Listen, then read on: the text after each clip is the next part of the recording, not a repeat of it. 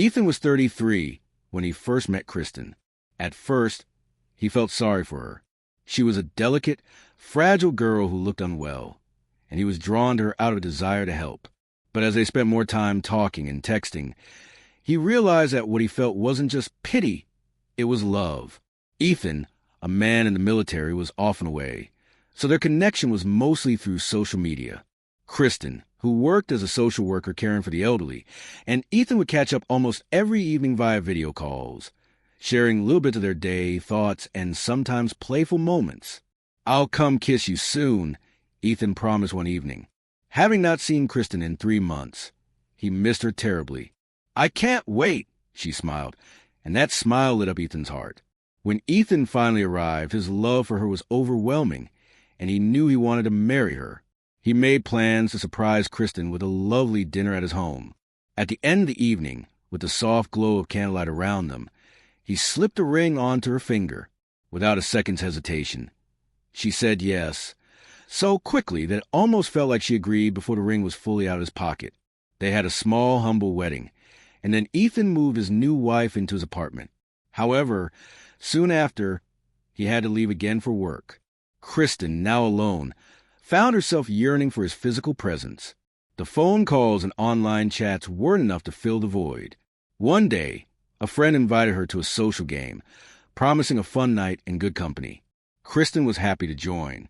When she arrived, she met the rest of the team, 3 other girls and 5 guys, all of whom had attended university together and shared a close bond. Kristen enjoyed the game, and after that night, she asked a friend to invite her more often. It became her little escape. But as soon as Ethan returned home, Kristen stopped going to games. Her friends understood this, knowing that she would return as soon as Ethan left again. And she did. On the night of their first game after the break, the team won. To celebrate, they all went to a cafe and stayed there until closing time. By the time they left, the group had been drinking for several hours. Kristen, slightly tipsy, discovered that one of the guys, Brandon, was following her. He had been flirting with her for a while, but that night he was bolder than ever and kissed her. The alcohol clouded her judgment, and before Kristen knew it, she invited Brandon into her empty apartment. They woke up together the next morning. From then on, Brandon made several more visits to Kristen's place, turning her lonely evenings into something a little more thrilling. Ethan began to notice small bruises on Kristen's body, and during one intimate moment, Ethan asked Kristen where they had come from. Looking uncertain, she hesitated before saying they were from a dance class she had taken with a friend. Ethan, still trusting her, let it go, and they never brought up the topic again. However, Kristen's secret didn't end with Brandon. She became involved with 2 other men from her gaming team, inviting them to her house as well. One day, a neighbor stopped her in the hallway and warned her that if she didn't stop, they would tell Ethan everything. Frightened, Kristen distanced herself from the 3 men for a while. But when summer came and the neighbor moved away, she returned to her old ways. She confided in her friend, who shook her head in disapproval, calling Kristen cruel names and mocking her actions. That was the last conversation they ever had, and Kristen stopped attending the gaming sessions altogether. When Ethan returned home from one of his trips, he noticed the disapproving looks from his neighbors. A young couple who had recently had a baby and lived directly above their apartment approached him with complaints. Apparently, the noises coming from Kristen's apartment were so loud and passionate that the neighbors could hear them, even when Ethan wasn't home. That evening, Ethan confronted Kristen. His voice was sharp as he asked, "What's this about the neighbor complaining about noise?" Kristen, clearly embarrassed, tried to explain. She stammered, saying that sometimes, when Ethan was away, she watched certain videos to entertain herself and relieve some tension. Though confused, Ethan wanted to believe her. He convinced himself that her explanation made sense. As autumn arrived, the city streets were painted in shades of red and gold. Ethan spent his last few days on a business trip, eagerly anticipating a surprise vacation he had planned for them, a trip to the sea, staying in a luxurious hotel. He couldn't wait to see Kristen's reaction.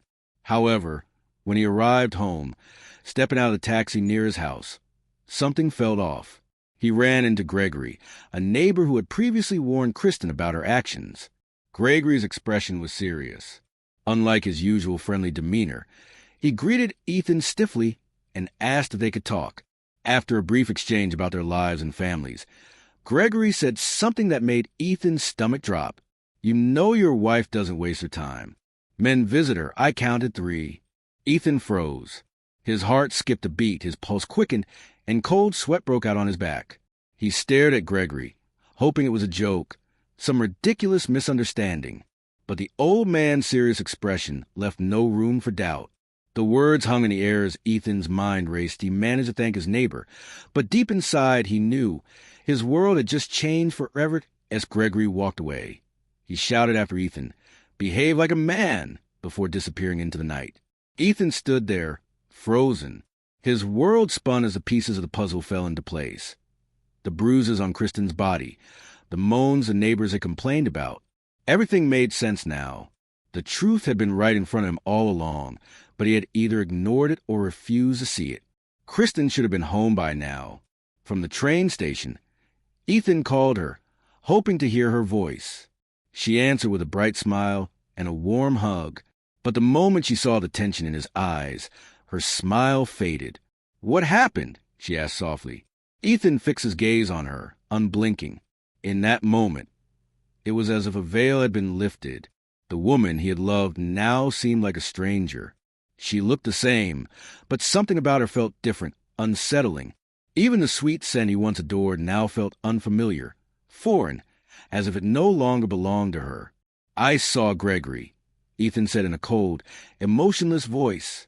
Kristen flinched, staggering slightly. Her hand instinctively reached for the doorframe, as if the mention of Gregory's name had caught her off guard. Ethan's voice remained steady, but the chill in his tone sent a shiver down her spine. "He told me something interesting today." The color drained from Kristen's face. Her body trembled, and without another word, she collapsed onto the floor. Tears spilled from her eyes as she covered her face with her hands. She didn't try to deny it. Instead, she told him everything, every detail, holding nothing back. Ethan sat motionless on a stool in the hallway, listening in silence. His face was unreadable. Finally he spoke. "I'm selling the apartment," he declared firmly. "I can't stay here anymore. It's disgusting." His words hit Kristen like a physical blow. She sobbed harder, begging for his forgiveness. But Ethan only shook his head. He had never believed in the empty promises of sorry.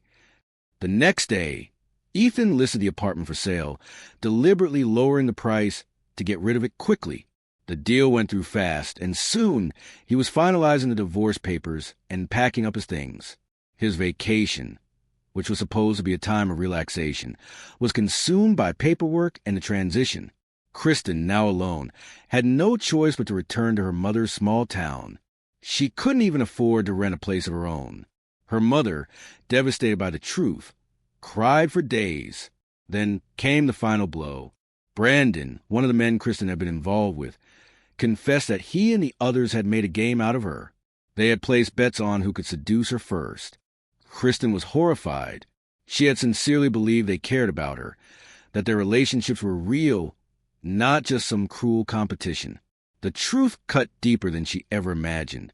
Humiliation and regret filled her as she realized how naive she had been. For a long time, Kristen cried, replaying everything in her mind. She cut ties with all of them, severing every connection. But the damage had already been done. Now, she was left to face the consequences alone. Desperate for a way out, she spent her days searching for work, anything to escape her mother's house. But late at night, when the world fell silent, there was nothing to distract her from the harsh reality. She had betrayed the man who truly loved her, and in the end, it had cost her everything.